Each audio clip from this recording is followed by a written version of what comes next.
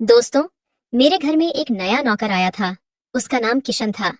वह इतना सौम्य और आकर्षक लगता था कि उसे देखते ही कोई भी उससे प्रभावित हो जाता। मेरा नाम राधिका है।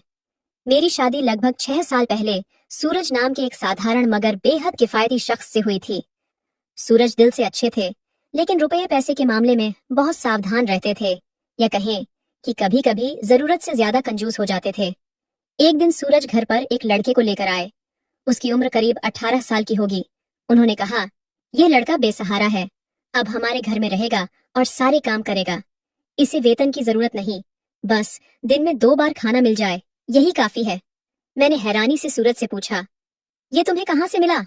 सूरज ने बड़े आराम से जवाब दिया, मेरे एक पुराने सहकर्मी के पास ये काम करता था।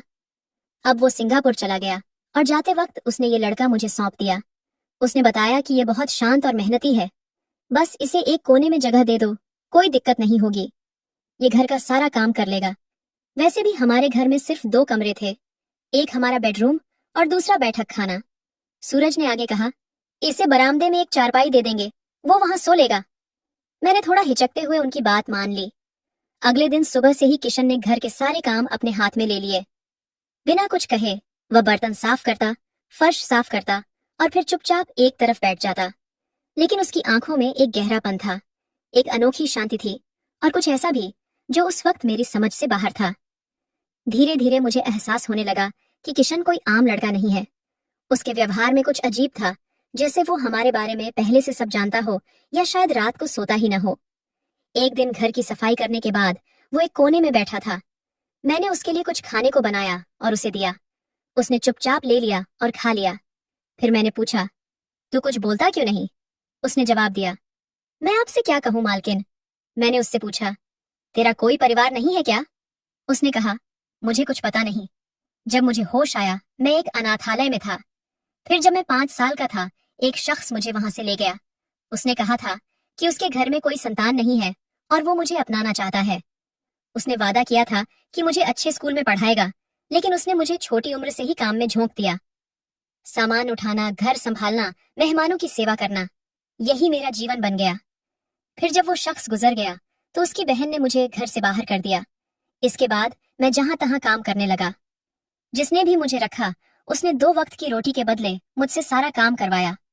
किशन की ये बातें सुनकर मेरा दिल भर आया। बेचारा कितने कष्ट में जी रहा था। मैंने उसके सिर पर हाथ रखकर कहा, तू फिक्र मत कर, मैं तुझे कुछ रुपए भी दूंगी। हालांकि उस वक्त सूरज की आमदनी भी ज्यादा नहीं थी। फिर उसने कहा, नहीं मालकिन, रहने दें। आप मुझे खाना दे रही हैं, मेरे लिए वही बहुत है। मेरा कौन है जो मेरी चिंता करे या जिसके लिए मुझे कुछ जोड़ना हो। उसके लिए मेरे मन में करुणा और संवेदना जागने लगी, लेकिन मुझे कहाँ पता था कि यही भावना मेरे लिए मुसीबत बन जाएगी। सूरज का काम ऐसा था कि उन्हें अक्सर शहर से बाहर जाना पड़ता था। उनकी कंपनी का मालिक हर महीने उन्हें कहीं न कहीं भेजता था। जब वो जाते थे तो 4 से 5 दिन बाद ही लौटते थे। हमारी शादी को 6 साल हो गए थे, लेकिन अभी तक हमें कोई बच्चा नहीं हुआ था। मैंने सोचा कि अगर मैं इस बेसहारा लड़के के साथ अच्छा करूंगी तो शायद भगवान मुझ पर मेहरबान होंगे और मुझे माँ बनने का सुख देंगे। शायद यही मेरी सबसे बड़ी गलती थी। कुछ दिनों बाद सूरज फिर काम के सिलसिले में बाहर गए। घर पर मैं अकेली थी और किशन था, जो अब 18 साल का था और घर का सारा काम संभाल रहा था। उसी दौरान मैंने उसकी सादगी को नजदीक से देखा। मैं रसोई में सब्जी बना रही थी, तभी वो वहां आ गया। उस वक्त मैं बिना चुनरी के काम कर रही थी। मुझे नहीं पता था कि इतने कम उम्र के लड़के की नजर में भी ऐसा कुछ हो सकता है। मैं सब्जी काट रही थी, तभी उसने बहाना बनाया कि उसे पानी लेना है और मेरे ठीक पीछे सिंक के पास खड़ा हो गया। मैं अपने विचारों में डूबी थी। अचानक मुझे लगा जैसे कोई मुझे बहुत ध्यान से देख रहा हो, जैसे कोई मेरे रूप को अपनी नजरों से भेद रहा हो। मैंने फौरन पीछे मुड़कर देखा। वो 18 साल का लड़का मुझे ही ताक रहा था, कभी मेरे चेहरे को, कभी मेरे शरीर को। ये देखकर मैं घबरा गई। मैंने तुरंत पास में पड़ी चुनरी उठाई और ओढ़ ली। फिर जल्दी से सब्जी को एक बर्तन में रखकर अलग किया और रसोई से बाहर अपने कमरे में चली गई। बिस्तर पर बैठकर मैं सोचने लगी कि उसने मुझे ऐसे क्यों देखा। फिर खुद को समझाया कि शायद ये मेरा भ्रम है। वो तो इतना भोला भाला है, ऐसा क्यों करेगा? लेकिन औरतों को ईश्वर ने एक खास संवेदना दी है, जिससे वो गलत नजर को भांप लेती हैं। उस पल मुझे भी वही लगा था। फिर भी मैंने सोचा कि वो तो अभी छोटा है, शायद मैं ज्यादा सोच रही हूँ। ये सोचकर मैंने बात को अनदेखा कर दिया। उसने अपनी मजबूरी की जो कहानी सुनाई थी, उससे मेरे मन में उसके लिए दया जगी थी। फिर मैं कुछ देर बाद कमरे से बाहर आई। देखा कि वो घर की सफाई कर रहा था। मैं सोफे पर बैठ गई और उसे देखने लगी। मुझे उसमें कुछ गलत नहीं दिखा। वो अपने काम में लगा था। मुझे लगा कि शायद मैंने उसके बारे में गलत समझा।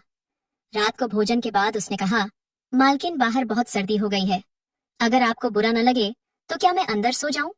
उसकी बात ठीक थी। ठंड का मौसम शुरू हो चुका था और रात में हवा सचमुच ठंडी हो गई थी। मैंने सोचा कि ये लड़का कब तक बाहर ठिठुरता रहेगा। मेरे घर में एक छोटा कमरा था जहां मैंने अपनी किताबें और कुछ पुराना सामान रखा था।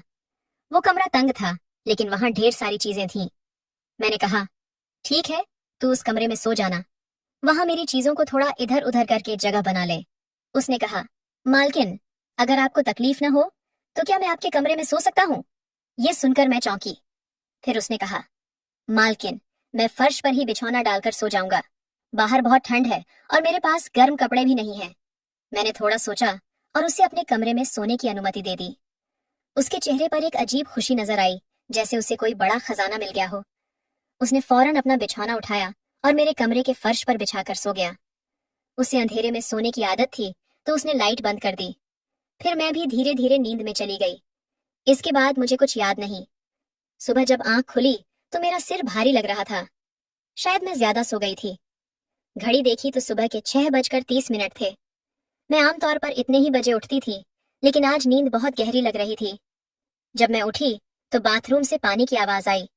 मैंने नीचे देखा, उसका बिछौना वहां नहीं था। मतलब वो जाग चुका था। फिर पता चला कि वो बाथरूम में था। ये देखकर मैं थोड़ी परेशान हुई। वो मेरी इजाजत के बिना मेरे बाथरूम का इस्तेमाल कर रहा था। मुझे ये बिल्कुल अच्छा नहीं लगा। मैंने सोचा कि जैसे ही वो बाहर आएगा, मैं उसे साफ कह दूंगी कि मेरे बाथरूम को हाथ न लगाए। थोड़ी देर बाद वो बाहर आया। उसके चेहरे पर एक अजीब सी मुस्कान थी। तभी मुझे लगा कि मेरे बाल बिखरे हुए हैं। सोते वक्त मैंने उन्हें बांधा था। मैं जल्दी से उठी और बाल संवारी। फिर जब मैंने अपनी चुनरी उठाई और बिस्तर की चादर देखी तो मैं दंग रह गई। चादर इस तरह फैली हुई थी जैसे कोई उस पर लेटा हो, वो भी पूरे बिस्तर पर, न कि एक कोने में। मेरी आदत थी कि मैं हमेशा एक तरफ सिमट कर सोती थी। चादर की हालत देखकर मैं डर गई। इतने में वो अपना सामान लेकर बाहर जाने लगा। मैंने उसे रोककर कहा, रुक जरा। उसे शायद कुछ समझ नहीं आया। मैंने पूछा, रात को तू कहाँ सोया था? ये सुनते ही उसका चेहरा सफेद पड़ गया। उसने कहा, मालकिन, फर्श पर ही सोया था। क्यों, क्या हुआ? मैंने कहा, कुछ नहीं, तू जा। जैसे ही वो जाने लगा, मैंने फिर कहा, एक बात और सुन, अब से मेरे बाथरूम को मत छूना। उसने कहा, ठीक है मालकिन, और कमरे से चला गया। जब मैं बिस्तर से उठी तो मेरी कमर में दर्द हुआ। शरीर में थकान थी। मन उदास सा लग रहा था। मैंने बाहर जाकर बैठने का फैसला किया। किशन को चाय बनानी आती थी तो मैंने आवाज लगाई, एक कप चाय बना दे। उसने कहा, अभी लाती हूँ मालकिन। थोड़ी देर बाद वो चाय लेकर कमरे में आया और मुझे दे दी। मुझे समझ नहीं आ रहा था कि आज मैं इतनी कमजोर क्यों महसूस कर रही हूँ। मेरी बात सुनकर उसने मेरी ओर देखा और कहा, कभी कभी ज्यादा थकान से ऐसा हो जाता है। ये कहकर वो बाहर चला गया। मैं सोच में पड़ गई कि आखिर क्या हुआ कि मैं इतनी कमजोर लग रही हूँ। फिर मैंने सूरज को फोन लगाया। उनके जाने के बाद से मेरा मन बेचैन था। फोन पर मैंने पूछा, सूरज, तुम कब लौटोगे? उन्होंने कहा, क्या हुआ? अभी तो मुझे गए 2 दिन ही हुए हैं। तुम्हें पता है कि बाहर जाता हूँ तो 4 से 5 दिन तो लगते ही हैं। वो ठीक कह रहे थे। पहले मैंने कभी ऐसा नहीं पूछा था, लेकिन इस बार कुछ अजीब लग रहा था। उन्होंने बताया कि वो किसी जरूरी बैठक में हैं और रात को बात करेंगे। मैंने कहा, ठीक है, ध्यान रखना। तभी मेरी आवाज सुनकर उन्होंने कहा, राधिका, क्या बात है? तुम्हारी तबीयत ठीक नहीं लग रही। क्या हुआ? दोस्तों, हम दोनों एक दूसरे की आवाज से मन की बात समझ लेते थे। मैंने गहरी सांस ली और कहा, पता नहीं, कल से शरीर भारी लग रहा है, बहुत थकान हो रही है। तभी मैंने देखा कि किशन सामने खड़ा था और मुझे अजीब नजरों से देख रहा था। उसकी नजर मेरे शरीर पर ठहर गई थी, जिससे मैं असहज हो गई। सूरज से मेरी बात निजी थी, तो मैं उठकर कमरे में चली गई। उनकी बैठक जरूरी थी, तो बात जल्दी खत्म हो गई। मैं उदास होकर बैठी थी। तभी दरवाजे पर खटखट हुई। उसने पूछा, मालकिन, कुछ चाहिए? मैंने आंखें बंद रखते हुए कहा, नहीं, बस आराम करना है। लेकिन मुझे लगा कि वो अभी भी दरवाजे पर खड़ा मुझे देख रहा है। मैंने आंखें खोली तो उसने चेहरा सख्त कर लिया और कहा, मालकिन, आप ठीक नहीं लग रही हैं। कहें तो मैं आपके पैर दबा दूं। मुझे अच्छे से मालिश आती है। मैंने मना कर दिया और कहा, मेरे लिए 1 कप गर्म चाय बना दे। वो सिर हिलाकर चला गया। थोड़ी देर बाद चाय लेकर आया। चाय थोड़ी कड़वी थी, लेकिन पीने के बाद थोड़ा सुकून मिला। फिर मुझे नींद आने लगी और मैं सो गई। मुझे ये भी याद नहीं रहा कि घर का दरवाजा खुला है, लेकिन भगवान पर भरोसा था और उसने सब संभाल लिया। उस रात करीब 2:30 पर मेरी आंख खुली। कमरे में रोशनी थी। घड़ी देखकर मैं चौंकी। शायद मैं बहुत सो गई थी। तबीयत भी ठीक नहीं थी। मैं बाहर आई तो किशन ने मुझे देखकर मुस्कुराते हुए कहा, मालकिन, अगर आप ठीक हैं तो कुछ खाने को लाऊं? उसके लहजे से लगा जैसे वो मेरा इंतजार कर रहा हो। मैंने पूछा, तूने मुझे उठाया क्यों नहीं? मैं इतनी गहरी नींद में कैसे थी? वो हंसा और बोला, आप इतने चैन से सो रही थी कि मुझे आपको जगाना ठीक नहीं लगा। आपकी नींद खराब करना मुझे अच्छा नहीं लगा। उसकी बात सुनकर मैं हैरान हुई। मैंने पूछा, तेरा मतलब क्या है? उसने कहा, मालकिन, मैं तो बस नौकर हूँ। आप इस घर की मालकिन हैं। आप बहुत थकी हुई थीं, इसलिए गहरी नींद में थीं। मैंने सारे काम पहले ही कर दिए थे। जो बचा था वो आपके लिए था, तो मैंने सोचा कि आपके लिए कुछ खाना बना दूं। उसने जो खाना बनाया था वो बहुत स्वादिष्ट था।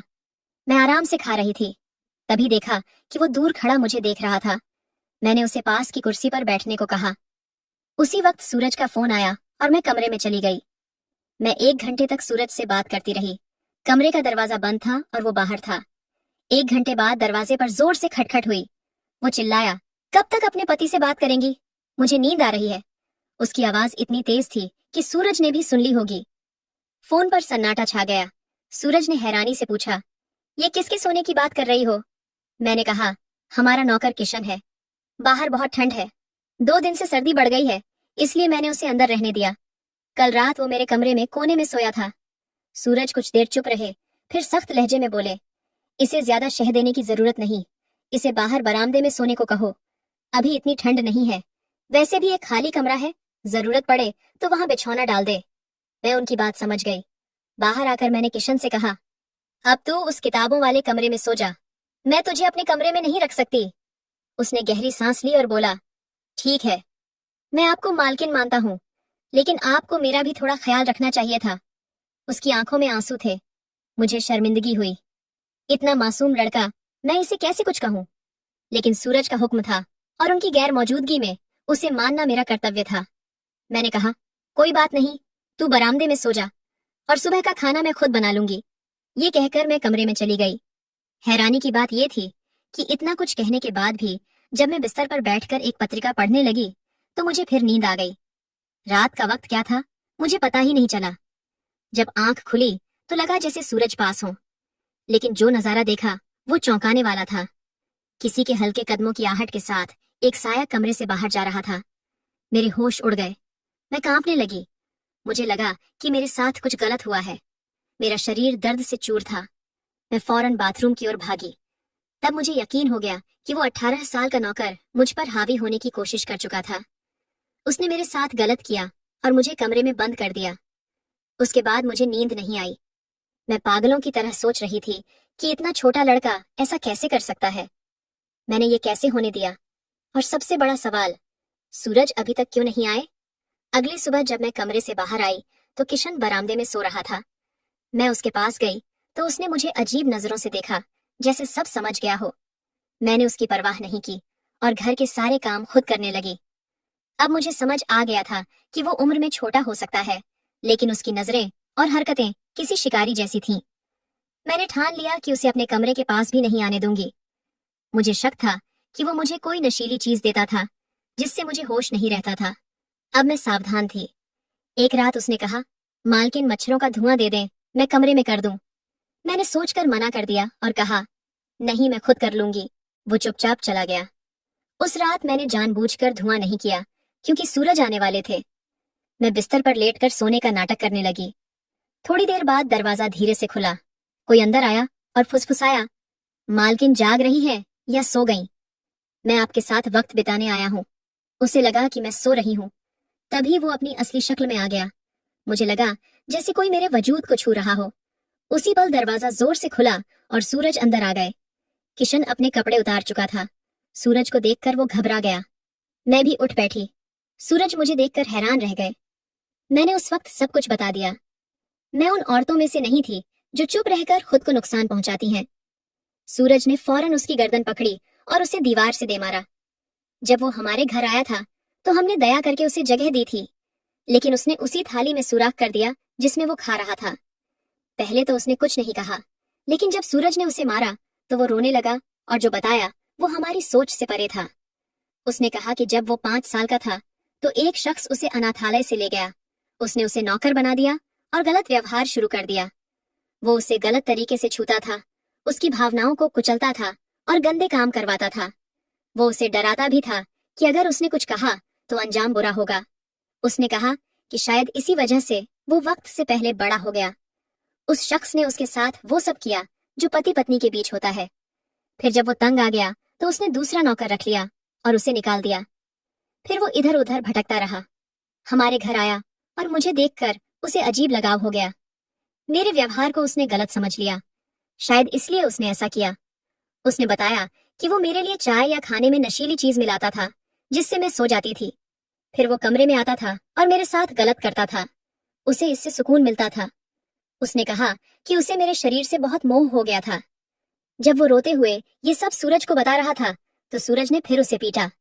वो माफी मांगने लगा। मुझे गुस्सा भी आया और थोड़ा अफसोस भी हुआ। सूरज ने उसे उसी वक्त घर से निकाल दिया। वो रोते हुए बोला, आधी रात को मैं कहाँ जाऊंगा, मुझे माफ कर दें। उसने वादा किया कि वो ऐसा फिर नहीं करेगा, लेकिन ऐसे लड़के को घर में रखना बुद्धिमानी नहीं थी। उसे इस हाल में पहुंचाने वाला वो शख्स था जिसने उसे अनाथालय से लिया था। अगर अनाथालय वालों ने जांच की होती तो ये बच्चा आज ऐसा न होता। सूरज ने उसे रात भर घर के बाहर बैठाया और सुबह पुलिस को सौंप दिया। उसने पुलिस को सब बताया। फिर उसे सुधार गृह में रखा गया ताकि उसका व्यवहार ठीक हो और वो अच्छा इंसान बन सके। दोस्तों, इतना सब होने के बाद भी सूरज मेरे लिए सबसे अच्छे पति रहे। उन्होंने मेरा साथ नहीं छोड़ा। हमारे बीच इतना प्यार था कि इन घटनाओं से मैं शर्मिंदा हुई, लेकिन सूरज ने कहा, ये मेरी गलती है, मुझे उसकी जांच करनी चाहिए थी। जो हुआ उसे बदला नहीं जा सकता। अब मैं सावधान रहूंगा। उन्होंने मुझे भरोसा दिलाया कि ये बात किसी को पता नहीं चलेगी। तो दोस्तों, ये थी मेरी कहानी। आपको कैसी लगी कमेंट में जरूर बताएं। पसंद आए तो लाइक करें और दोस्तों के साथ शेयर करें। ऐसी रोमांचक कहानियों के लिए हमारे चैनल को सब्सक्राइब करें और बेल आइकन दबाएं ताकि आप कोई कहानी न छोड़ें। धन्यवाद।